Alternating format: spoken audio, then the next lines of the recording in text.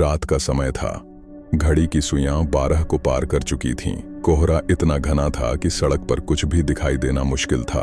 गांव की सुनसान सड़क पर केवल एक पुरानी टैक्सी की हेडलाइट्स की मध्यम रोशनी टिमटिमा रही थी। टैक्सी का ड्राइवर रामू, एक अधेड़ उम्र का आदमी, अपनी ड्राइविंग सीट पर बैठा था। उसकी आंखें थकान से लाल थीं, लेकिन उसका नियम था कि वह हर रात कम से कम एक सवारी पूरी करके ही घर लौटता था। रामू का जीवन सादगी भरा था। गांव के पास एक छोटा सा घर, एक पत्नी और 2 छोटे बच्चे, यही उसकी दुनिया थी। टैक्सी चलाना उसका पेशा था और वह इस काम में गर्व महसूस करता था। लेकिन आज की रात कुछ अलग थी। सड़क, जो जंगल के बीच से होकर गुजरती थी, आज और भी सन्नाटे में डूबी थी। हवा में एक अजीब सी ठंडक थी जो हड्डियों तक चुभ रही थी। कहीं दूर से कुत्तों के भौंकने की आवाज आ रही थी जो कोहरे में और भी भयावह लग रही थी। रामू ने अपनी टैक्सी का रेडियो चालू किया, उम्मीद में कि कोई पुराना गाना उसे इस सन्नाटे से राहत देगा, लेकिन रेडियो से सिर्फ खरखराहट की आवाज आई। उसने झुंझलाकर रेडियो बंद कर दिया और अपनी जेब से सिगरेट निकाली। उसने सिगरेट सुलगाई और धुएं के छल्ले हवा में उड़ाते हुए खिड़की से बाहर देखने लगा। कोहरा इतना घना था कि सड़क के किनारे की झाड़ियां भी धुंधली दिख रही थीं। आज रात कोई सवारी मिलेगी भी या नहीं, उसने खुद से बड़बड़ाया, अपनी थकान को दबाने की कोशिश करते हुए। तभी कोहरे के बीच से एक साया उभरा। रामू ने अपनी आंखें सिकोड़कर देखने की कोशिश की। सड़क के किनारे एक औरत खड़ी थी। वह एक सादी सफेद साड़ी में लिपटी थी, जिसका पल्लू उसके चेहरे को ढके हुए था। उसका कद मध्यम था और वह धीरे धीरे हाथ उठाकर टैक्सी को रोकने का इशारा कर रही थी। रामू ने गाड़ी धीमी की और खिड़की से बाहर झांका। कहाँ जाना है मैडम? उसने पूछा। उसकी आवाज में थोड़ी झिझक थी। इतनी रात को इस सुनसान सड़क पर एक अकेली औरत को देखकर उसे थोड़ा अजीब लगा। बस जंगल के उस पार, गांव के आखिरी छोर तक, औरत ने धीमी लेकिन साफ आवाज में जवाब दिया। उसकी आवाज में एक अजीब सी ठंडक थी जो रामू के रोंगटे खड़े कर गई। फिर भी उसने अपने मन को समझाया कि शायद वह कोई यात्री है जो देर रात घर लौट रही है। उसने दरवाजा खोला और औरत को पीछे की सीट पर बैठने का इशारा किया। औरत चुपचाप गाड़ी में बैठ गई। उसने अपने पल्लू को और संभाला ताकि उसका चेहरा पूरी तरह ढका रहे।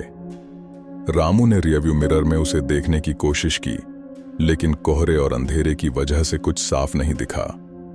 उसने गाड़ी स्टार्ट की और जंगल की ओर बढ़ने लगा। सड़क पर सन्नाटा और गहरा हो गया था। टैक्सी की हेडलाइट्स जंगल के घने पेड़ों को हल्का हल्का उजागर कर रही थीं।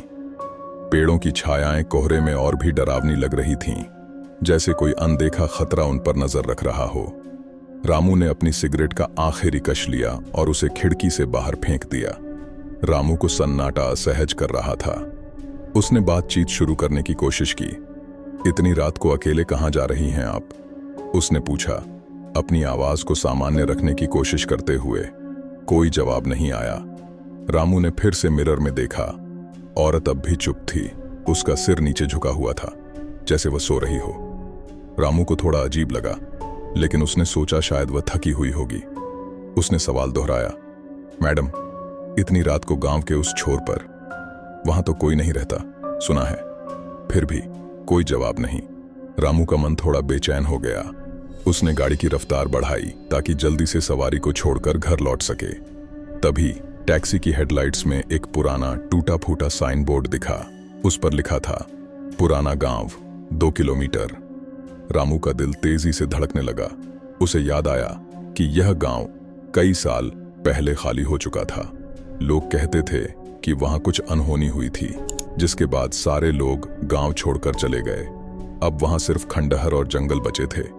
उसने फिर से मिरर में देखा और अपनी आवाज को स्थिर रखते हुए कहा, मैडम, आपने कहा था गांव के आखिरी छोर तक, लेकिन वहां तो अब कोई नहीं रहता। क्या आप सही जगह की बात कर रही हैं? इस बार भी सन्नाटा ही जवाब था। रामू ने गाड़ी धीमी की और पीछे मुड़कर देखा। उसकी सांसें थम गईं। पीछे की सीट खाली थी। औरत गायब थी। रामू की हिम्मत जवाब दे रही थी। उसने गाड़ी रोकी और चारों तरफ देखा। कोहरा और घना हो गया था और सड़क पर कोई निशान नहीं था। उसने अपने मन को समझाया कि शायद वह औरत गाड़ी से उतर गई हो, लेकिन उसे उतरते हुए देखा तो नहीं था। क्या वह उसका वहम था? उसने गाड़ी का दरवाजा खोला और बाहर निकलकर देखा। सड़क सुनसान थी और कोहरे में कुछ भी साफ नहीं दिख रहा था। उसने अपनी टॉर्च निकाली और सड़क के किनारे देखने लगा। तभी उसे एक हल्की सी सिसकारी की आवाज सुनाई दी, जैसे कोई धीरे धीरे सांस ले रहा हो। उसने टॉर्च की रोशनी इधर उधर घुमाई, लेकिन कुछ दिखाई नहीं दिया। उसका दिल अब और तेजी से धड़क रहा था। उसने जल्दी से गाड़ी में वापस बैठने का फैसला किया और इंजन स्टार्ट करने की कोशिश की, लेकिन गाड़ी ने जवाब दे दिया। ये क्या हो रहा है? उसने घबराते हुए बड़बड़ाया। उसने कई बार चाबी घुमाई, लेकिन इंजन से सिर्फ एक खटखट की आवाज आई। चारों तरफ सन्नाटा था, सिवाय उस सिसकारी की आवाज के, जो अब और करीब लग रही थी। रामू ने फैसला किया कि वह पैदल ही गांव की ओर जाएगा। उसने अपनी टॉर्च और एक पुराना लोहे का रॉड जो गाड़ी में रखा था उठाया और सड़क के किनारे चलने लगा। कोहरा इतना घना था कि टॉर्च की रोशनी भी कुछ ही दूर तक जा रही थी। तभी उसे दूर से एक हल्की सी रोशनी दिखाई दी। वह उस ओर बढ़ने लगा, ये सोचकर कि शायद कोई घर या चौकी होगी जहां वह मदद मांग सके। जैसे ही रामू उस रोशनी के करीब पहुंचा, उसने देखा कि वह एक पुराना जीर्ण शीर्ण मकान था। इसकी खिड़कियों से हल्की रोशनी आ रही थी, जैसे कोई दीपक जल रहा हो। मकान की दीवारें टूटी फूटी थीं और छत पर जंगल की लताएं छड़ी हुई थीं। रामू ने हिम्मत जुटाकर मकान का दरवाजा खटखटाया। कोई जवाब नहीं आया।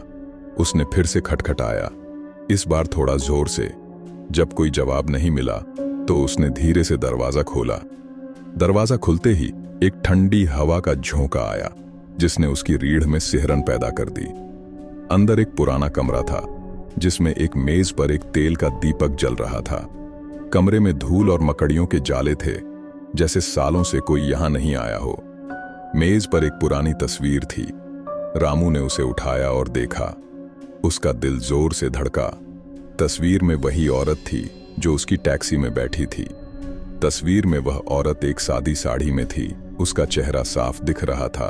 उसकी आंखों में एक अजीब सी उदासी थी। तस्वीर के नीचे एक पुराना अखबार का टुकड़ा था। रामू ने उसे उठाया और पढ़ने लगा। अखबार में लिखा था, 15 अगस्त 2005, एक दर्दनाक हादसे में एक युवती की मौत। स्थानीय लोगों के अनुसार रात के समय एक टैक्सी जंगल की सड़क पर पेड़ से टकरा गई थी। टैक्सी में सवार एकमात्र यात्री 28 वर्षीय सुनैना की मौके पर ही मौत हो गई। ड्राइवर गंभीर रूप से घायल हुआ और उसे अस्पताल में भर्ती कराया गया। पुलिस का कहना है कि हादसे का कारण ड्राइवर की लापरवाही थी। रामू की सांसें तेज हो गईं। उसने तस्वीर को फिर से देखा। सुनैना, यही वह औरत थी, लेकिन यह कैसे संभव था? वह तो मर चुकी थी कई साल पहले। रामू ने तस्वीर को मेज पर रखा और पीछे मुड़ा। तभी उसे एक ठंडी हवा का झोंका महसूस हुआ। कमरे का दीपक हल्का सा टिमटिमाया। उसने टॉर्च घुमाई, लेकिन कोई नहीं था। फिर अचानक उसे अपने पीछे किसी की मौजूदगी का एहसास हुआ। उसने धीरे धीरे मुड़कर देखा। वह औरत सुनैना उसके सामने खड़ी थी। उसका चेहरा अब साफ दिख रहा था। उसकी त्वचा पीली और बेजान थी और उसकी आंखें खाली थीं, जैसे उनमें कोई आत्मा ना हो। उसने धीमी ठंडी आवाज में कहा, मुझे घर ले चलो। रामू की चीख निकल गई। वह पीछे हटा, लेकिन उसका पैर मेज से टकरा गया और वह जमीन पर गिर पड़ा। सुनैना धीरे धीरे उसकी ओर बढ़ी।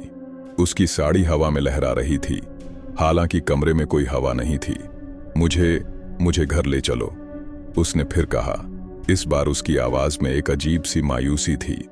रामू ने हिम्मत जुटाई और चीखते हुए दरवाजे की ओर भागा, लेकिन जैसे ही उसने दरवाजा खोलने की कोशिश की, वह अपने आप बंद हो गया।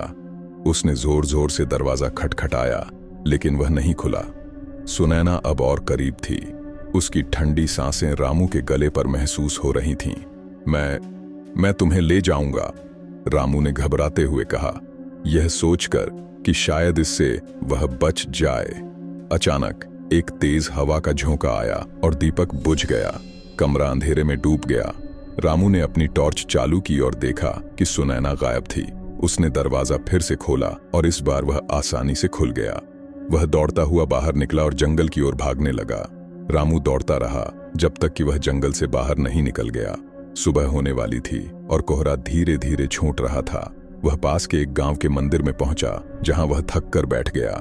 उसका शरीर पसीने से तर था और उसका दिल अब भी तेजी से धड़क रहा था। मंदिर के पुजारी, एक बुजुर्ग व्यक्ति, ने उसे देखा और पास आए। क्या हुआ बेटा, तुम इतने घबराए हुए क्यों हो? उन्होंने पूछा। रामू ने सारी कहानी पुजारी को सुनाई। सुनसान सड़क, रहस्यमयी औरत, पुराना मकान और वह भयावह मुलाकात।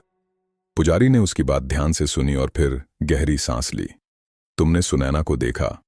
पुजारी ने कहा। वह हर साल उसी रात को उस सड़क पर दिखाई देती है। लोग कहते हैं कि उसकी आत्मा को शांति नहीं मिली। वह उस रात को अपनी आखिरी सवारी की तलाश में भटकती है। रामू ने कांपते हुए पूछा, लेकिन वह मुझसे क्या चाहती थी? पुजारी ने गंभीर स्वर में कहा, वह चाहती है कि कोई उसे उसके घर तक ले जाए। शायद वह उसी रास्ते को बार बार जी रही है जो उसकी आखिरी यात्रा थी। लेकिन बेटा, अब तुम उस सड़क पर रात को कभी मत जाना। रामू ने उस रात के बाद कभी उस सड़क पर टैक्सी नहीं चलाई। उसने अपनी टैक्सी बेच दी और गांव में एक छोटी सी किराने की दुकान खोल ली। उसका जीवन अब शांत था, लेकिन उस रात की यादें उसे हमेशा सताती थीं। हर बार जब कोहरा छाता, उसे लगता कि कोई उसकी दुकान के बाहर खड़ा है, उसे बुला रहा है, मुझे घर ले चलो। वह अब रात को जल्दी घर लौट जाता था और अपने बच्चों को उस सड़क की कहानियां सुनाता, ये चेतावनी देते हुए कि कभी भी उस सुनसान सड़क पर अकेले न जाए। गांव के लोग भी उसकी कहानी सुनकर डर जाते थे और धीरे धीरे वह सड़क पूरी तरह सुनसान हो गई। लोग कहते हैं कि सुनैना अब भी वहां भटकती है, अपनी आखिरी सवारी की तलाश में।